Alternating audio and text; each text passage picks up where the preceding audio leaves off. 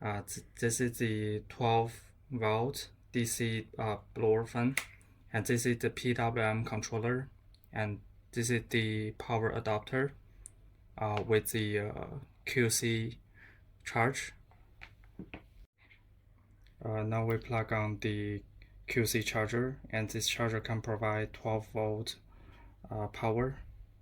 And now we plug the to the PWM controller on this side, and the other side we plug the 4-pins connector to the controller.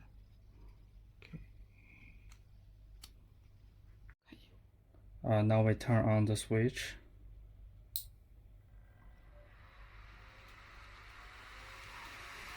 And this is the full power.